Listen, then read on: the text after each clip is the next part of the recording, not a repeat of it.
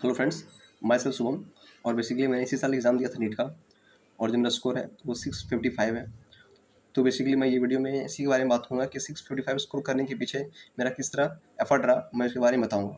और बेसिकली देखा जाए तो मैक्सिमम जो नीट एस्पिरेंट्स हैं उन्हें मैक्सिमम प्रॉब्लम आता है फिजिक्स में, क्योंकि जो फिजिक्स है थोड़ा सा टिपिकल सब्जेक्ट है, कहें उसमें थोड़ा सा कैलकुलेशन पर्पस ज़्यादा है, जिसके कारण लोगों को दिक्कतें आती है। तो मैं बेसिकली इसमें बताऊंगा कि फिजिक्स में हमारा क्या अप्रोच हो ताकि जो स्कोर अच्छा बन सके। और बेसिकली देखें तो 70 to 80% जो क्वेश्चन है हमारा, फिजिक्स हो, केमिस्ट्री हो या बायोलॉजी हो, वो डायरेक्ट फ्रॉम एनसीईआरटी आते हैं और कुछ एनसीईआरटी से ही डराइव होते हैं। तो बेसिकली मैं इस वीडियो में इसी बारे में बात करूँगा कि एनसीईआरटी से किस पर्टिकुलर पॉइंट से ये क्वेश्चन आए हैं। तो चलिए शुरू करते हैं। एनसीईआरटी के एग्जाम्पल से आए हूँ या फिर एनसीईआरटी के किसी थ्योरी पॉइंट से आए हूँ जो कि हम लोग जिसका यूज करके हम लोग डायरेक्ट क्वेश्चन को सॉल्व कर सकते हैं। पहला क्वेश्चन जो आया था वो चैप्टर सेमीकंडक्टर से था।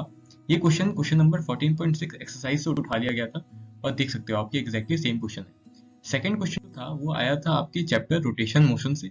यहाँ पे भी एंगुलर एक्सेलरेशन पूछा हुआ था और एक्सरसाइज के क्वेश्चन में भी आपके एंगुलर एक्सेलरेशन पूछा हुआ था। तो यहाँ पे बिना वैल्यू चेंज किए एंटी ने इस क्वेश्चन को दिया था। सेकंड नंबर क्वेश्चन जो था वो आया था आपके इलेक्ट्रिक पोटेंशियल चैप्टर से। यहाँ पे एग्जाम्पल 2.10 से इस क्वेश्चन को उठा लिया गया था और बिना वैल्यू चेंज किए यहाँ पे एंटी ने इस क्वेश्चन को छाप दिया है। एंटी को मेहनत करना पसंद नहीं है, हमें अच्छे से पता है। थर्ड क्वेश्चन जो है वो आया था आपके चैप्टर ईएमआई से। यहाँ पे एग्जाम्पल 6.2 से इस क्वेश्चन को उठा लिया गया था। फर्क बस इतना है कि यहाँ पे एंगल जो है एनसीईआरटी वाले में वो है 45 डिग्री का और यहाँ पे आपके नीट वाले क्वेश्चन में एंगल 0 डिग्री का बनेगा बस। अगला क्वेश्चन जो आया था वो आपके motion in straight line chapter से था। एग्जाम्पल 3.6 से इस क्वेश्चन को उठा लिया गया था। ये लाइन एग्जैक्टली एग्जाम्पल में दिया गया है गैलीलियोस लॉ के टर्म्स में, ठीक है। उसके बाद अगला क्वेश्चन जो था वो आया था आपके वर्क बाय एनर्जी चैप्टर से। यहाँ पे मिनिमम पावर पूछा गया था इस क्वेश्चन में और एनसीईआरटी वाले क्वेश्चन में भी आप देख सकते हो कि मिनिमम पावर पूछा है। तो ये क्वेश्चन बस वैल्यू चेंज करके एनटीए ने दे दिया था। अगला क्वेश्चन आपके moving charges and magnetism chapter से था। यहाँ पे एग्जाम्पल 4.9 से इस क्वेश्चन को उठा लिया गया था। फर्क बस इतना है कि एनसीईआरटी वाले क्वेश्चन में आपका number of turns per unit length आपको खुद कैलकुलेट करना था और यहाँ पे इन्होंने कैलकुलेट करके दे दिया था। बाकी वैल्यू रखो, आंसर निकालो। फिर अगले क्वेश्चन पे जाते हैं तो वो क्वेश्चन आपका न्यूक्लियस वाले चैप्टर से था। यहाँ पे एक्सरसाइज 3.11 से इस क्वेश्चन को लिया गया था। एग्जैक्ट क्वेश्चन है, बस मास नंबर का फर्क है। यहाँ पे मास नंबर 197 एंड 107 है, यहाँ पे मास नंबर 125 एंड 64 है। फिर अगले क्वेश्चन पे चलते हैं। वो क्वेश्चन आपका फिर से न्यूक्लियस चैप्टर से था, बस इस बार ये क्वेश्चन थ्योरी से आया था।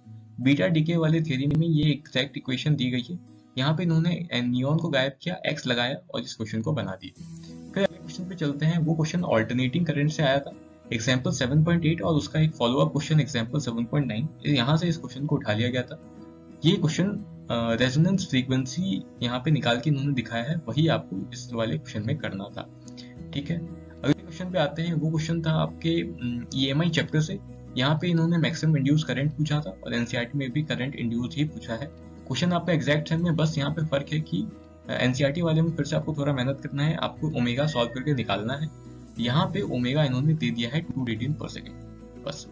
फिर अगले क्वेश्चन पे चलते हैं। वो क्वेश्चन भी एनसीईआरटी का ही एक क्वेश्चन है जो कि एक्सरसाइज क्वेश्चन नंबर 7.2 से आया है। इस क्वेश्चन में क्या था, आपका मासेस दी गई थी हाइड्रोजन का 1 एंड क्लोरीन का 35.5 और यहाँ पे 10 kg 20 kg दिया हुआ है। यहाँ पे डिस्टेंस 10 मीटर का दिया था, यहाँ पे डिस्टेंस 1.27 का एंगस्ट्रॉम था और आपको क्या करना था, सेंटर ऑफ मास निकालना था। दोनों ही क्वेश्चन तो एक्जैक्ट क्वेश्चन ही, आपको करने का तरीका सेम एनसीईआरटी वाले से मिल जाता। फिर अगले क्वेश्चन पे चलते हैं। ये क्वेश्चन भी एग्जैक्ट एनसीईआरटी के थ्योरी से पूछा है। Unit and dimension chapter, page number 17। यहाँ पे इन्होंने दे रखा है कि unit of clean angle is radian and solid angle is radian, लेकिन दोनों क्या होती है, डायमेंशनलेस होती है। वही यहाँ पे पूछा हुआ था इस क्वेश्चन में। फिर अगले क्वेश्चन पे चलते हैं। ये क्वेश्चन आपके moving charges and magnetism chapter से आया था, पेज नंबर 168। यहाँ पे सेम क्वेश्चन इन्होंने पूछा हुआ है एनटीए वालों ने। अगले क्वेश्चन में चलते हैं। ये क्वेश्चन आपके वर्क बाय एनर्जी चैप्टर से था, पेज नंबर 128। यहाँ पे इन्होंने क्या किया था, आपको पावर दे दी थी और टाइम दे दिया था और आपसे एनर्जी पूछा था। तो उन्होंने सेम वही क्वेश्चन, पावर दिया हुआ है, टाइम दिया हुआ है और एनर्जी निकालना सिखाया है। तो सेम एग्जैक्ट तरीका का क्वेश्चन जो है आपके नीट में आ गया।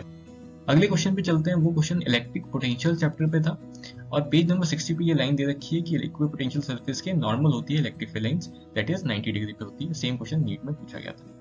अगले क्वेश्चन पे चलते हैं। ये क्वेश्चन आपके चैप्टर ग्रेविटेशन से आया हुआ है, पेज नंबर 199 पे ये टेबल दे रखी है इन्होंने और इसी टेबल से इन्होंने डायरेक्ट इस क्वेश्चन को बना दिया है। अगले क्वेश्चन पे चलते हैं। ये क्वेश्चन आपका आया था चैप्टर ऑल्टरनेटिंग करंट से। ये एग्जाम्पल 7.1b में एग्जैक्टली लिखा हुआ है कि जो पीक वोल्टेज है वो √2 टाइम्स होती है आरएमएस वोल्टेज की, और यही लाइन इन्होंने यहाँ पे पूछ रखी है।